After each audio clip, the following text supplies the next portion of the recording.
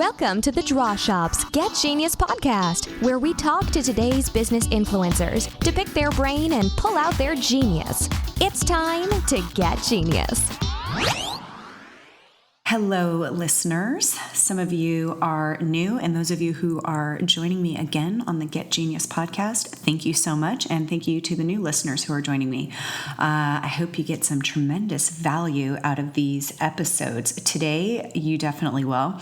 I'm interviewing Daniel Gefen, and he's actually the founder of Get Featured, which is a really cool company that unites podcasters with guests, and I've worked with them. They're really fabulous. He's actually the founder of many companies. He has really cool stories of starting out from, that place where you're doing pretty well, you've started a family, you think, things are going pretty good, and then things just kind of fall apart.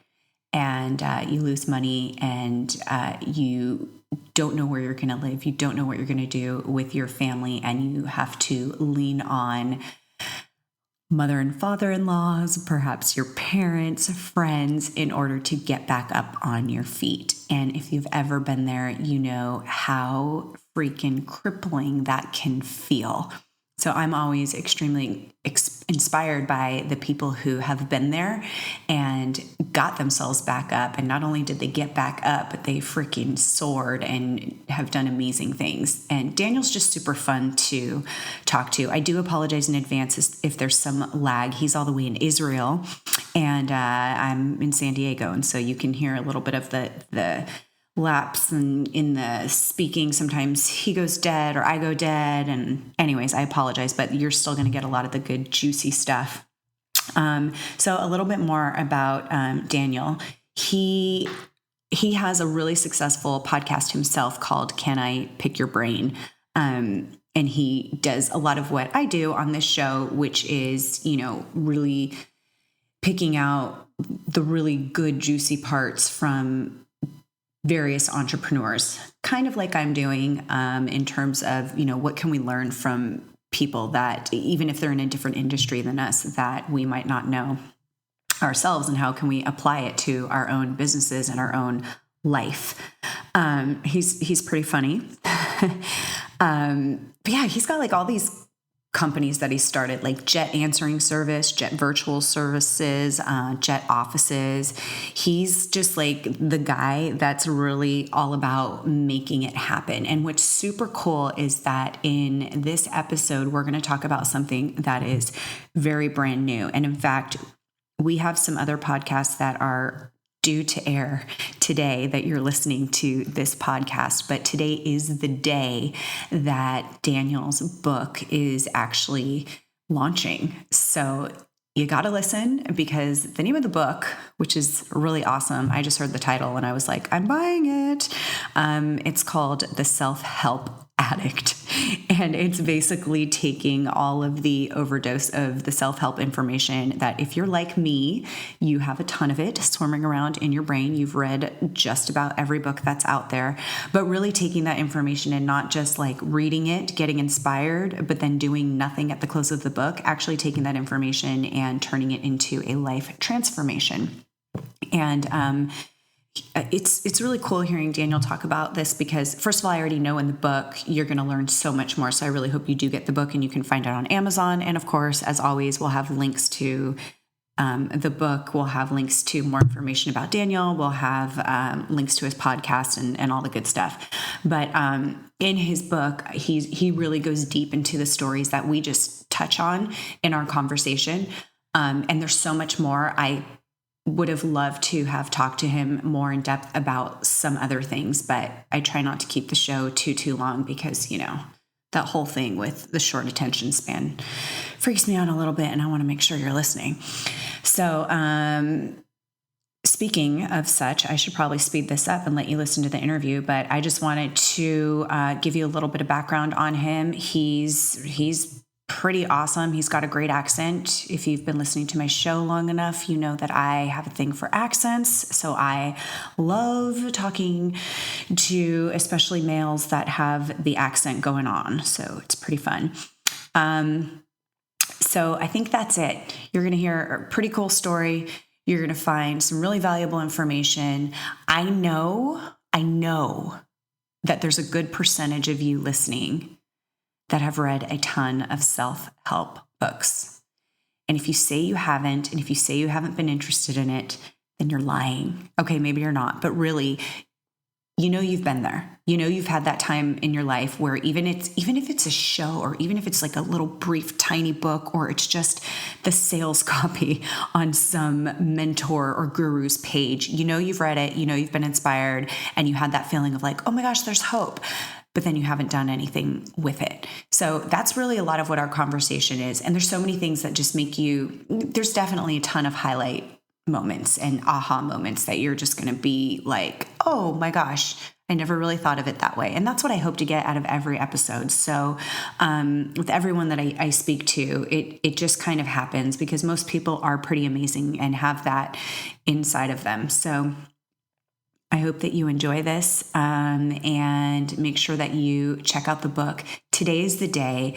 Let's all do Daniel a favor and get the book, and let's get him to be a best-selling author. I'm pretty sure he's going to get there anyway. He's got such a great following and a super successful podcast.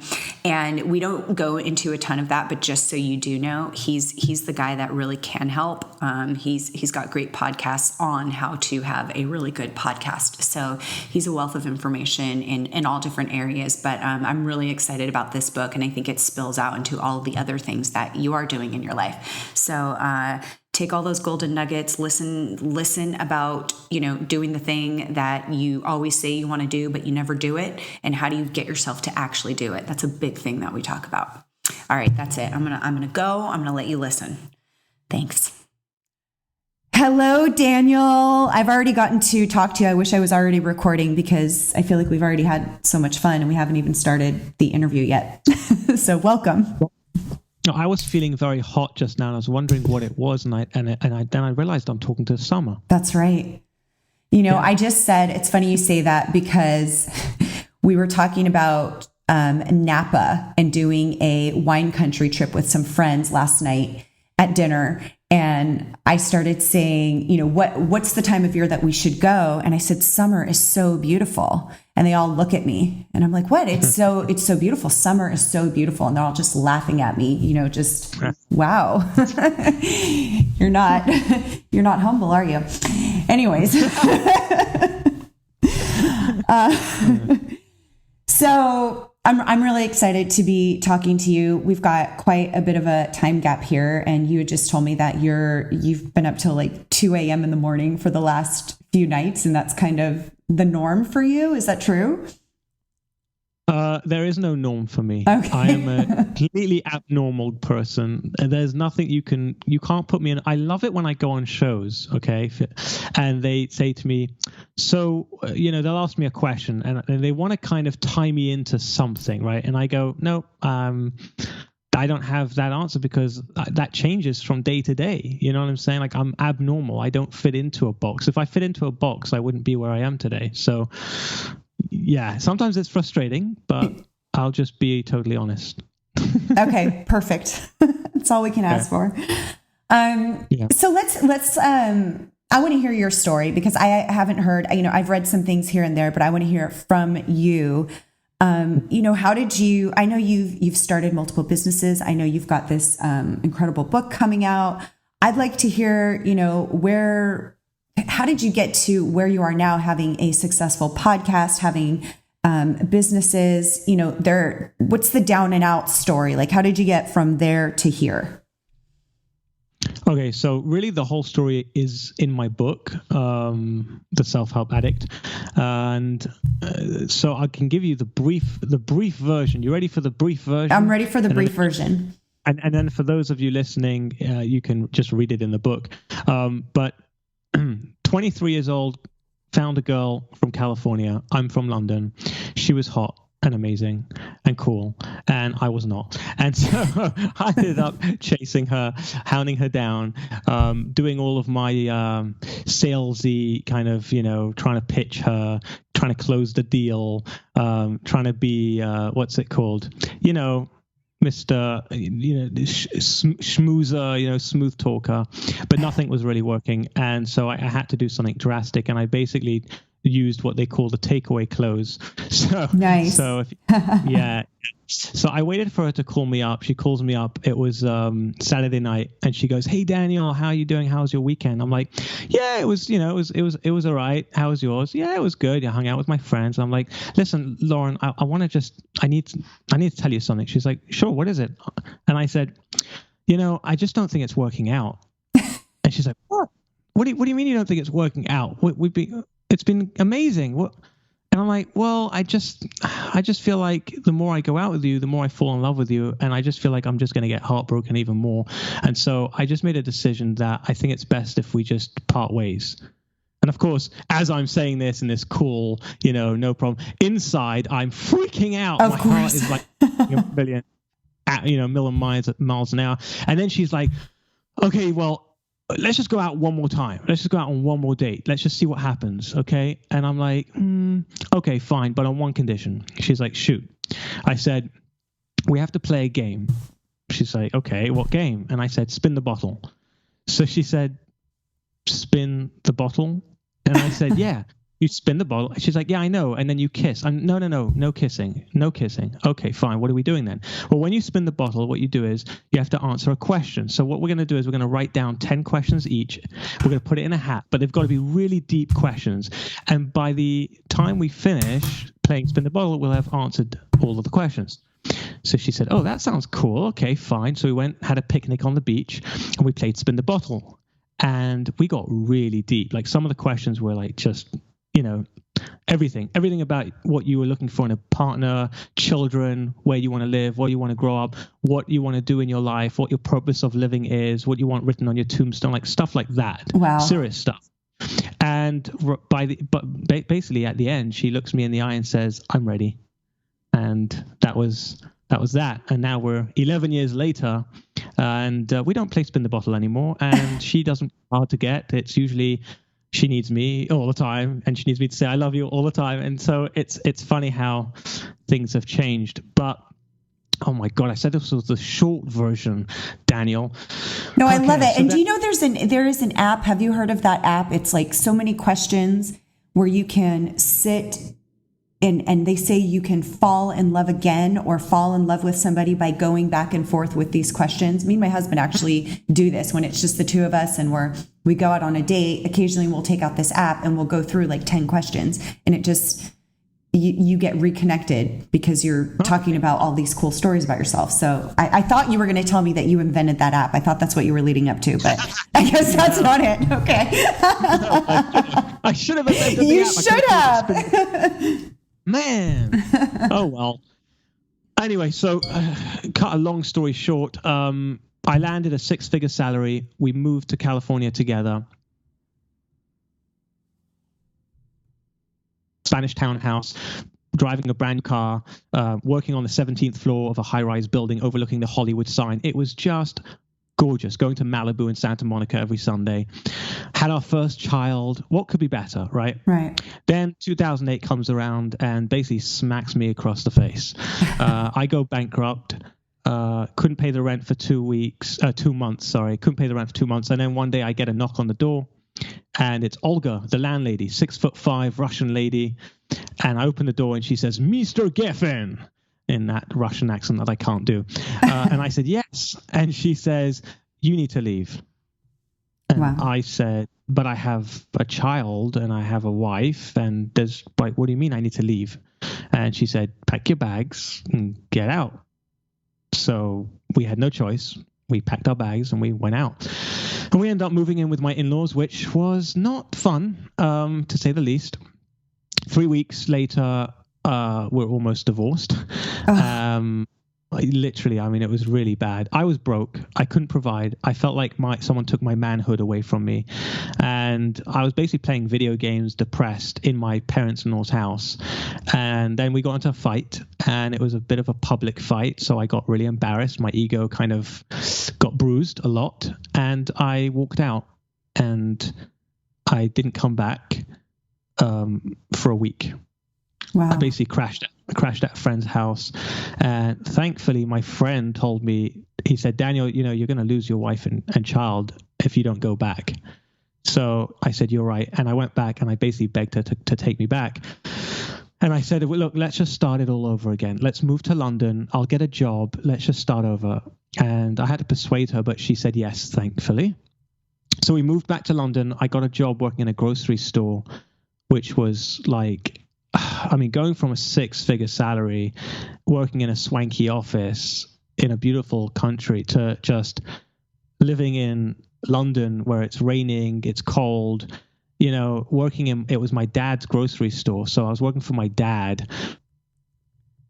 Wow. Oops, did I lose you? Years old, I'd help out bagging the groceries, Yeah. So I ended up wanting to pretty much kill myself because I was just so depressed there. And after about a year, I quit. I quit. I said to my wife, I can't do this anymore. She said, look, I support you. I believe in you. Go start a business. So I started a business, scaled it up, and then a lot of things happened.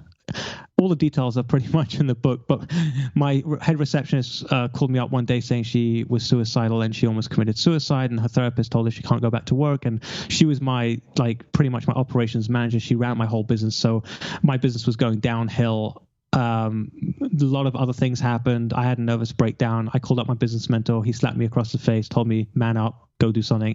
I outsourced the whole company to one of my competitors, worked in a hotel lobby. Oh yeah. Fired all my staff, got rid of my office. Oh my went gosh. to hotel lobby. Yeah. I'm like literally throwing you the short version of the story, but pretty much scaled up my company from a hotel lobby massively, retired at 31, moved to Israel because it's hot here with 3 kids, and played tennis for about 2 months straight. Then got bored, started a podcast show, grew it to the top 25 shows in 2017 and 150,000 downloads. And I had a billionaire and multimillionaires and celebrities on the show. And then I wrote a book, which I've been wanting to write for 10 years, but I've been pregnant with it and it didn't come out because it was overdue. And I was too scared for it to come out, but I needed it to come out. And then I started a business called Gefen Media Group. And pretty much now I'm on a podcast show with someone called Summer Felix. And here I am. You have arrived. Have arrived. Yeah. And the book's out, by the way. It's already out. So. Okay, so there's so many questions I want to ask you. I do want to know, I'm curious about this book because I only know the title of it and I'm already like, oh, that's me. But I don't even know what's in the book. So you either get it or you don't. If you don't get the title, don't buy the book. It's not for you. Exactly. So give us the title of the book, and then please tell me, how this came about and what was the shift or what happened in your life that you were like, I have to write this book now. All right. It's called The SelfHelp Addict. How to go from a consumer to a creator. So pretty much I am the self-help addict, right? And like you said, Summer, when you heard the title, you're like, yes, that. Yeah. When I said the title, you either jumped up and said, yes, that's me, I'm a self-help addict, or you didn't, and that's fine. So kind of like to paint a picture of what a self-help addict looks like in the life of Daniel Gefen. It's something like this. I'm standing at the entrance to Barnes & Noble's. I don't know if you know Barnes & Noble's, but if you're in the US, it's one of the biggest bookstores, right? Right. This is before Amazon, obviously. Exactly. Amazon's the biggest, but back in the day, it was Barnes & Noble's, and I'm standing at the entrance, and I'm about to walk in, and my wife grabs me by the arm, and she says, don't you dare walk in there.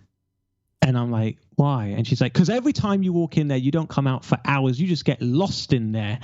And I never can get you out. And I said, can you go buy a dress or something? Maybe take the kids out for ice cream. Or I'll be an hour. Like, I won't be longer than that. And she rolls her eyes and she's like, all right, see you soon.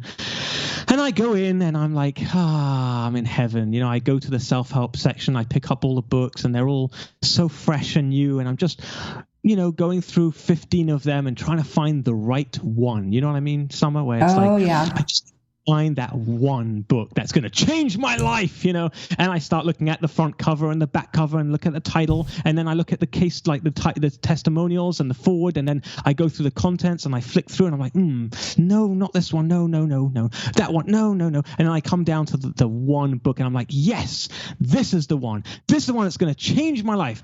And I tuck it in my arm like a baby and I go to the checkout and I take out my credit card and I pay for it and I'm so excited and I go to a quiet little corner. I take out my yellow marker pen, I open it up and that's that nice crackling sound as you open it up and that smell of a fresh book. And then I start literally marking every single bloody line in the book and the whole book becomes yellow. Why? Because every single line is, wow, that's amazing. Oh my God, that's going to change my life. Oh my goodness, that's life transformational. This is amazing.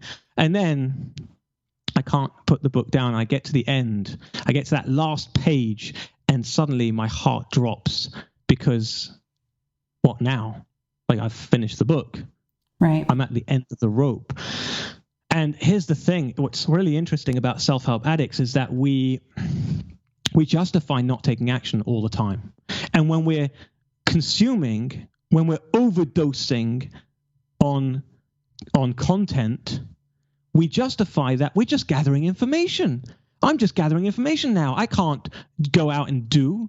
I can't go out and create. I can't go and start my business. I'm gathering information. I'm coming up with ideas. I need to read. I need to, take in information and analyze.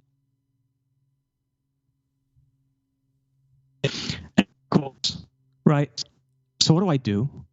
I go to the website. Oh, I've got to check out the author's website. Go to the website, and lo and behold, there is a webinar, and it's free. Well, I've got to go onto the webinar because it's free, and because that's going to change my life, and that's going to be once I watch the webinar, then I'm ready. So sign up to the webinar, go on the webinar, and of course, after about an hour, what happens? He says, "Guess what?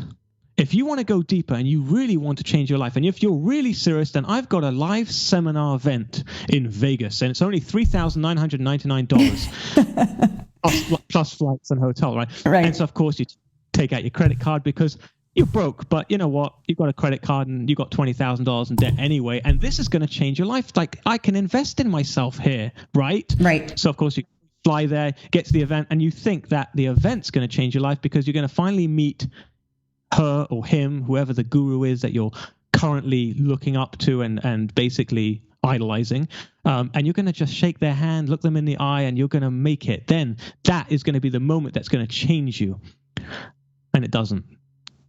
And This is the cycle. It's the cycle. It's the vicious self-help cycle that I was in, and my book is about how to break that cycle.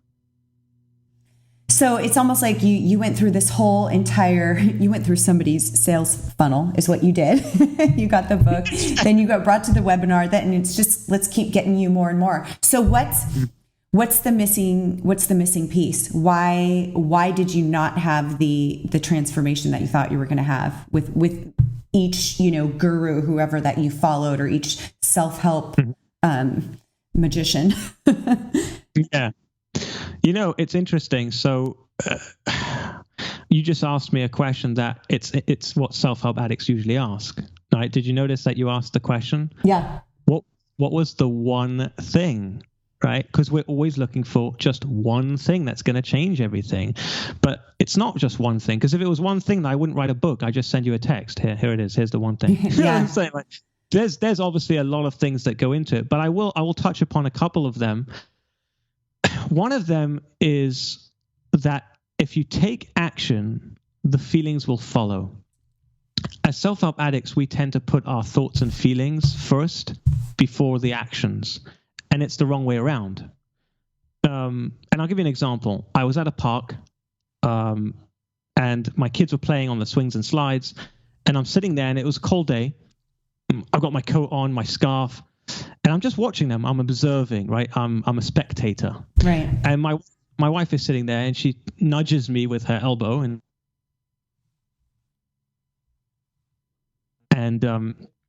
she says to me, "Hello, are you not going to go play with the kids?" And I'm like, "Oh, I don't really feel like it." And, I'm thinking, "Oh, I really don't want to, But then I just pick myself up and I just go. And I went there and I started pretending to be a pirate, and there was a pirate ship in the park, and I started throwing them off the pirate ship, and then they got on and threw me off, and we were like rolling on the floor laughing, and it was such a great time. And then as we're walking home, I said to myself, imagine if I would have stayed on that bench, just watching, just observing, just being a spectator of life. Yep. I would miss out. I would have missed out on that opportunity to create amazing memories for my children and incredible experiences and memories for myself. And the thing is that I started to look at my thoughts and feelings like they were my children. And this might sound a bit cuckoo to some of you, and that's okay. There are going to be the people who don't get it and the people who do. I'm talking to the people who do get it. Right. The thoughts and feelings that I have are like my little children. So, for example, my children will say to me, I don't want to go to bed. I don't feel like brushing my teeth. I don't want to go to school. So what do? I say, I know you don't feel like it. I know you don't want to, but I grab them by the hand and I take them up the stairs and I tuck them into bed. You're going to bed.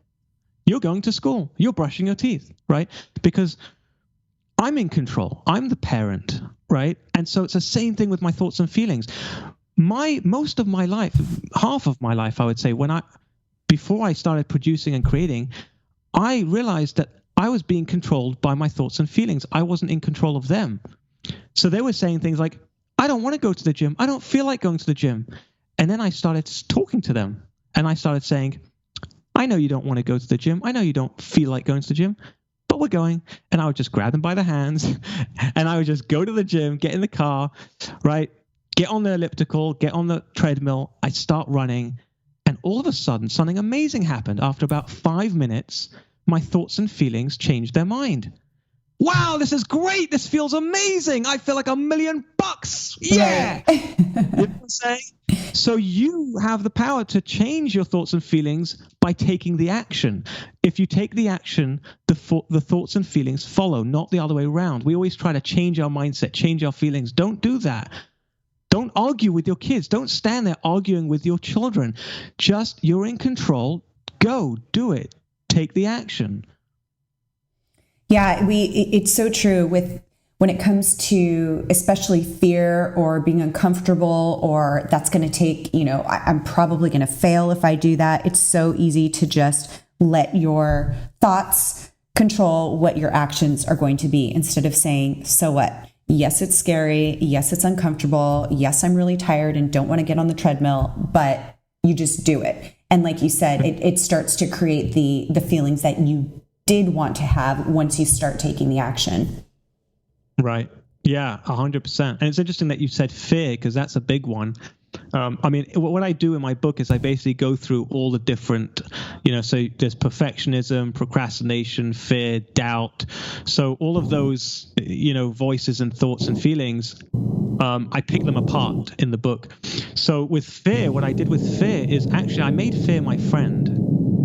Because a lot of people, they don't like fear. They kind of they hate him, and they say, "Oh, I'm gonna kill fear. I'm gonna conquer my fear. I'm gonna crush my fear." And that's really not nice. Fear's your friend. Fear's there for you. They just want the best for you, right? And actually, I flip it and I say, you know what? If you didn't have any fear, you would be boring. So true. You would be so boring. If you got up on stage and you had no fear whatsoever, you didn't care. Because think about it for a second. Did you hear what I just said? If you don't have any fear, you don't care. Yeah. It's because you care. It's because you're human. That's why you have fear. And the fear is what pushes you to be real. The fear is what gets you on stage and you suddenly just, you've got all this adrenaline pumped and you have this energy. And if you channel the fear in the right way, oh my goodness, it's incredible. Without fear, you don't have that edge. I still have fear when I go on a podcast show. I've interviewed over 120 people, and yet just before I get on the mic, I have that butterflies in my stomach. I need to pee like 10 times before right. it's still there, but I channel it and I go with it and I utilize it. I leverage it.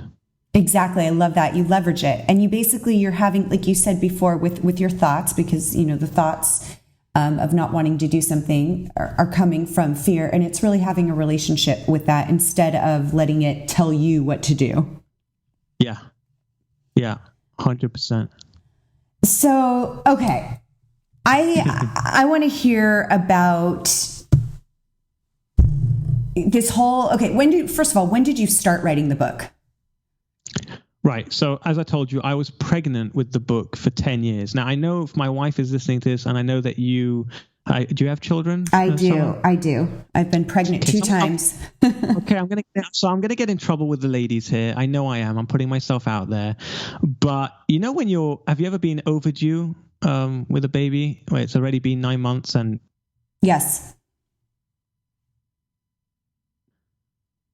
Oops, I lost you. It just went silent for a little bit. Yes, I said, have you ever been overdue with a baby? Has it ever been like 9 months and the baby still hasn't come out and the due date's gone? Oh, yes. Where the hell is the baby? Right, Get right. it out of me. Come on, enough. Right? So I'm going to say this in a nice way, but it's kind of like how I felt with this book, but it was for 10 years, meaning it wasn't 9 months, it was 10 years. Now, obviously, I'm not comparing wanting to write the book and publish the book as like having a baby. I'm not going to compare it. Right. But it was like being overdue for a long time. Yes. And I kept saying, what the hell is going on? Why can't I publish this book? I mean, for crying out loud, I'm writing about the self-help addict. I'm telling people how to break the self-help cycle. I'm saying how to go from overdose of consumption and consuming to being a producer and being a creator. Why the heck can't I do this? Right? And so about a year ago, I finally decided, that's it, I'm doing it. And I figured out how to do it.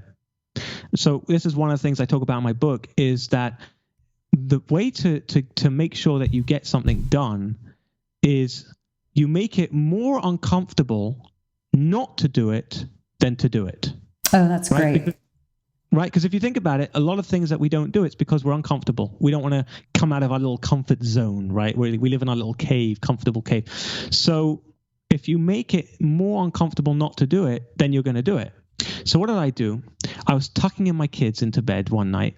It's about 9 months ago. And I went to my oldest son, Alicia. He was 9 at the time. And I said, Alicia, I have a surprise for you. And he said, oh, I love surprises. What is it? And I said, I've got something really special for your 10th birthday. And he said, what? What is it? And I said, a book. And his face drops and he's like, Dad, a book? I mean, I thought you were going to say an iPad, like a book. And I said, no. It's not any book. It's actually a book that I'm writing, and I'm writing it for you, and you're going to get the first copy of the book for your 10th birthday. And his face lit up. Like Aww. He was dancing. Yeah, he was dancing on the bed. And I remember I switched off the lights and I left the room, and I'm like, oh crap, I've got to publish this book. There's no way. Now you're accountable. Yeah. Accountable, and I'm accountable big time. You see, people get coaches and they're great. Coaches are great, mentors are great. The problem is that you can fire the coach. Right. I mean, you're paying them, so if you don't do the work, you don't do the work. So I put myself in a position where I didn't want my son to be disappointed in me. I'm his role model. You know, he looks up to me. So for me to not publish the book on his birthday would have been a real disappointment, and I didn't want that. So I went around telling everybody as well. That was a second stage of being accountable. Was I told everyone I met, I'm publishing a book on the 16th of January, my son's 10th birthday, January 16th, 2018. The book's going to be published. And everybody's like, wow, it's amazing, you know. And And here we are, here we are, finally. Wow. I gave birth to it, and it felt like my fifth child. So did you do, in terms of writing, what was your like a method behind it? Did you have times that you would write? Would you just wait until you were inspired? Did you schedule it out? What was your process? Okay, so I'm going to talk to you about that. But before I do, I want to tell you that actually at one point, about 2 months before it came out, I was going to scrap the whole book and start over again. Really? Yeah, really. Like, seriously. Is that the whole you're your own worst critic? Was it something like that you just were not happy with it, or? It's interesting. Yes and no. No. In a way, it was a big kind of a sudden light bulb went off in my head, and I came to a realization that I was leading people down the wrong path. Well, not leading them down the wrong path, but I was essentially taking them, bringing them up a mountain, and then leaving them there depressed and lonely. And I didn't want that to be my book. Yeah. So let me explain.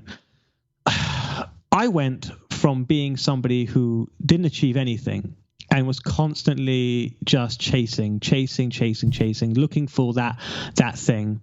And then I flipped it, right? I flipped my life around and I became a creator, and I started producing. And the next thing I knew, I had 2 very successful companies. I had a podcast show that was a top ranked podcast show. And I was writing a book, and I had a wife and 4 children, and life was just amazing. And I was like, really, I was featured in Forbes magazine, like all this stuff was happening. And yet I was still depressed. Like I felt empty inside.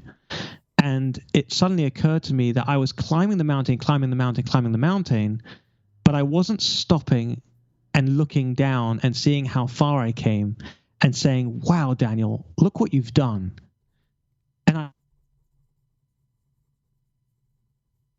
think, wow, what a beautiful view. Look at the view. Wow, it's amazing. And that was a huge, huge hole in my life. And I read a book, and that book pretty much changed it. That book was called The Power of Now by Eckhart Tolle. Oh, yes. I love that book. And so it literally stopped me in my tracks, and I stopped and I thought to myself, oh my goodness, I'm running too far. I'm running so fast, but I'm not taking everything in. And I realized something, that you look at celebrities and you look at people who have made it like really, really successful, and they're at the peak of their career. They've got everything, right? And yet they commit suicide. Like, what the heck? How do you take your life? Like, why? Why would you take your life? You just won an Emmy Award. You've got all the money in the world. You're famous. People love you. Like, why? And I realized it's because when they didn't have it, they thought that that's what they wanted and that's what they needed, and that would give them happiness. When we're standing at the bottom of the mountain, we have something called hope. We might be depressed, but at least if I get up there, I'll be happy. Right. And then we climb up, we get up there and we're not happy. And then it's like, what? How can I not be happy now? I've got everything. I've got what I wanted. And so I realized that I was living on a seesaw. That on the one hand, on one side of the seesaw was becoming greater, more, climbing higher up the mountain.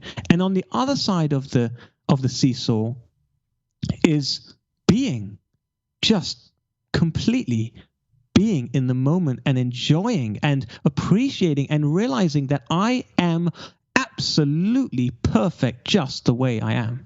And there is nothing I need to change. But then on the other side, I need to accomplish. I need to do more. I need to impact people. I need to go out there and share. I need to build. So there's this seesaw I have to balance. And I talk about this. And so what happened was I went to my mentors and I told them this. I said, I need to rewrite this book. And they said, absolutely not. Your book is perfect. You've got half the package. You've got most of it. You just need to add a few chapters at the end. And so that's what I did. I added a chapter called Being and Becoming, and I talked about, that whole journey and everything else. And what's really interesting is I came up with an analogy, which is you have a child, right? Summer, how old is your kids? So I have a 10-year-old and a 12-year-old, and then I have a 12-year-old stepdaughter and a 15-year-old stepson. Okay. Do you remember when they were about 3? Yes. And it was so cute. Facebook reminds me all the time. No.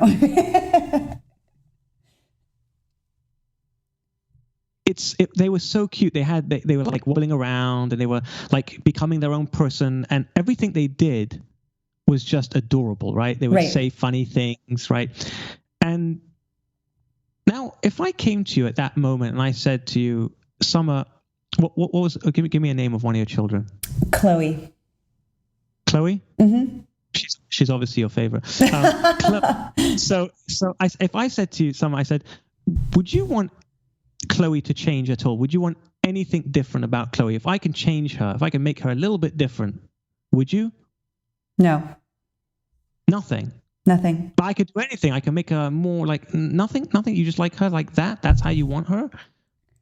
Yes. Right.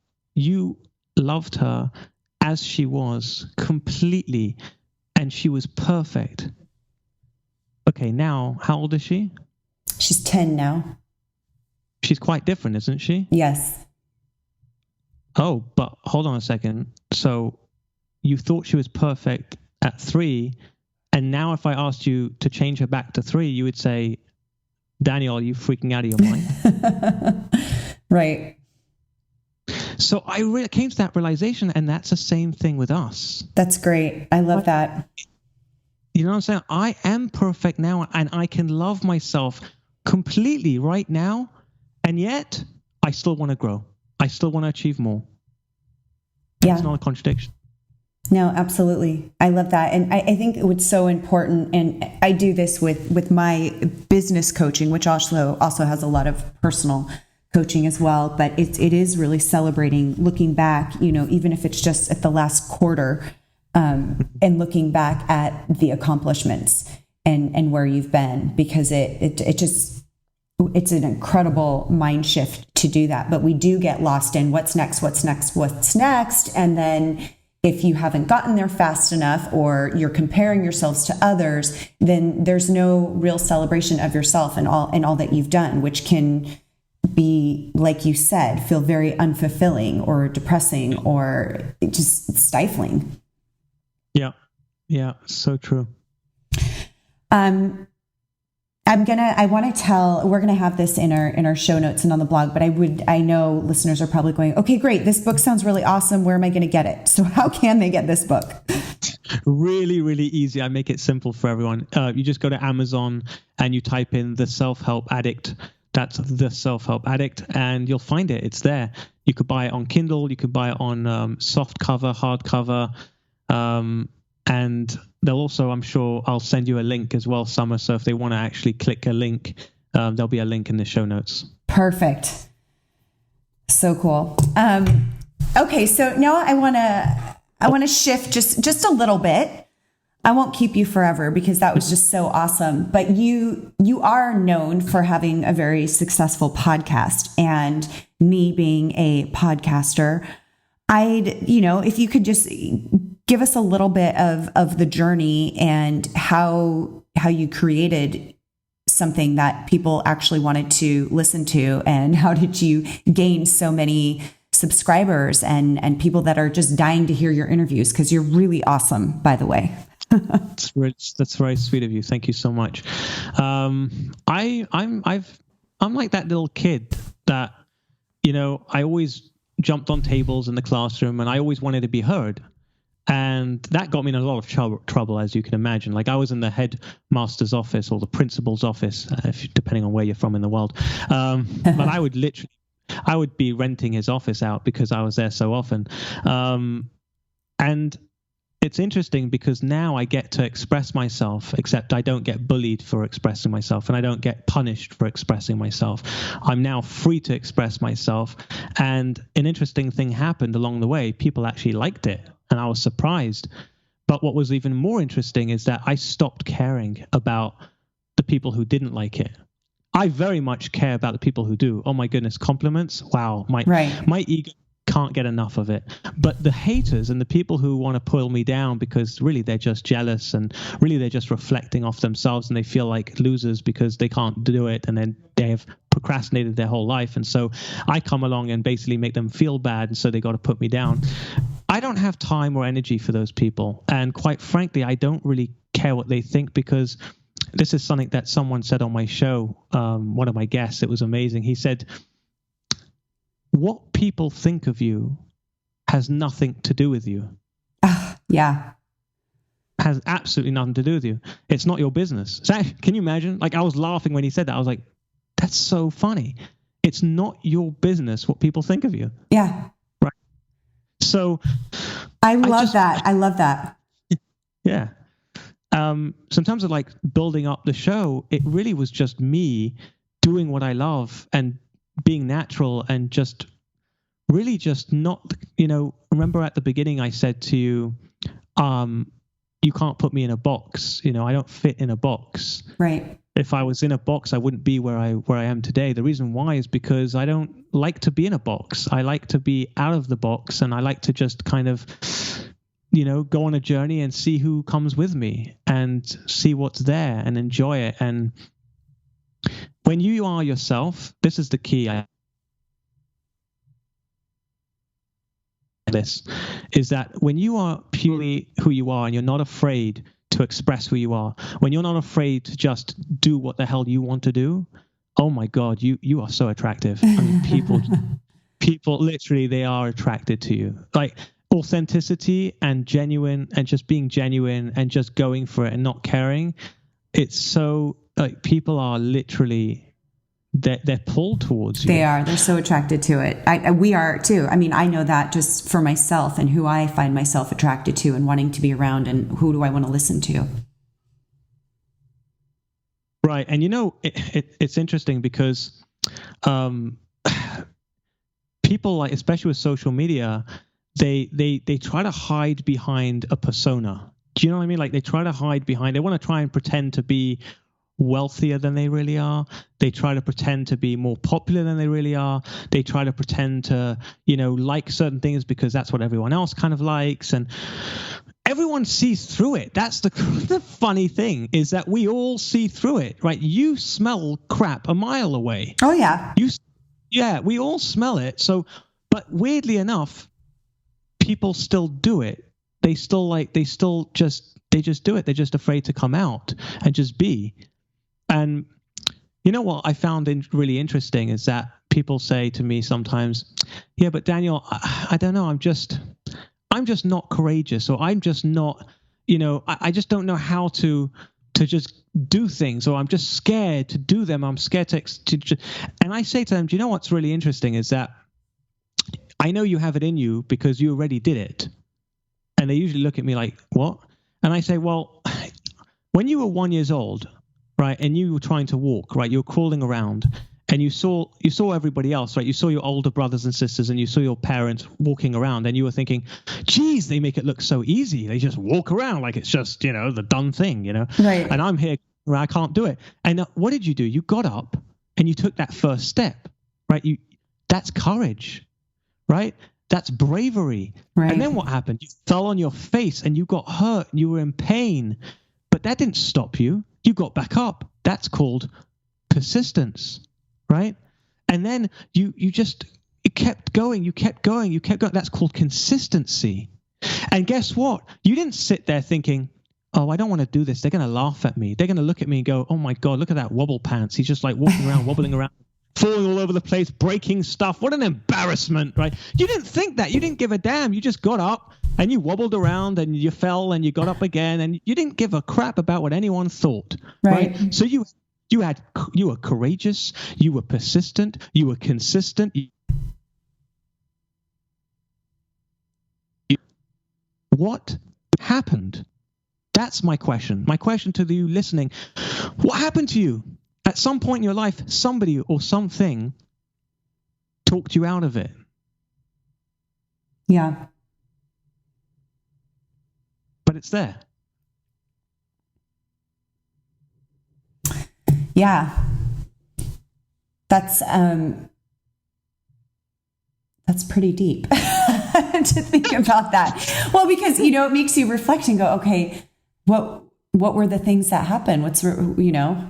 Who did I let stop me? Who screwed me? Yeah. Who screwed me? That's my next book title. Who screwed me? Exactly. Brilliant. Oh, wow. So how many years have you had your podcast? It's only been 2.5 years now. Okay. And we, now, am I correct in sending listeners, if they want to find all things about Daniel Gefen, is it danielgefen.com? Yeah. Gefen with one F. Yeah. Gefen with one F. And we'll have a link to all of that. There's all kinds of fun stuff. Your episodes, link to your podcast, which is called Can I Pick Your Brain? Yep. If they go on iTunes and just type in Can I Pick Your Brain, that's my podcast show. And yeah. And you have incredible guests. You're an absolute genius with how you interview. I love it. It's totally my style. It's like I'm driving in the car and this is what I want to listen to. So thank you for creating something like that. We were talking earlier about, some podcasts that are very much, the list of questions, and you've got, so many seconds to answer that question, and then you're on to the next. But I really love and appreciate the conversations that you have with these people who are also people that I admire. So, and you bring out some things that I hadn't heard before with some of them. So it's awesome. But I just appreciate all that you're doing, and especially this book, because I know that I've read tons of self-help books, and I'm definitely, better for it. But the main difference is with any book is that if you don't take action, there's just no point. Like with anything that you learn in life, you can learn lessons. If you're not going to take action, then it's not doing its purpose. Yeah. Yeah, 100%. Actually, I had a guest, a billionaire. He was the one of only 2,000 billionaires in the entire world on my show. And, I said to him, okay, Jeff, like, what's your secret sauce, man? Because you're a billionaire and that's just nuts. Like, come on, that's crazy. What did you do? And so he said to me, Daniel, I have a big sign in my office and it says, ideas are welcome here, but execution is worshipped. Yeah. Yep. It's all about execution. I can come up with ideas all day long. We all can. So that was my idea. That's the best, is when you hear somebody say, that was my idea. I invented that. But you didn't. You didn't execute on anything. That's like saying that you thought of having children. Right, great. Exactly. My child would be married by now because I thought about him 28 years ago. That's great. Wonderful. Right. But the brilliance lies in the action, for sure. Yeah. Well, thank you so much. This is so much fun. I'm going to make sure that we have links to the book, to your site, the podcast, everything. I'm so stoked I got to spend time with you. I kind of wish there was a little bit more, but I know that it's late there and you've still got, 20 more episodes you're going to do for your podcast. So I'll be sleeping already here in California before you even hit the hay there. So, but you're awesome. Thank you so much. This has been so much fun. It's an absolute pleasure, and I really appreciate that you have me on the show. Thank you. Thank you for listening to today's Get Genius. You can learn more about The Draw Shop at www.thedrawshop.com, on Facebook, LinkedIn, and Twitter. Your home for kick-butt custom whiteboard marketing videos. Your ideas come to life. Thanks for listening. Please share, comment, and make any suggestions for future genius guests.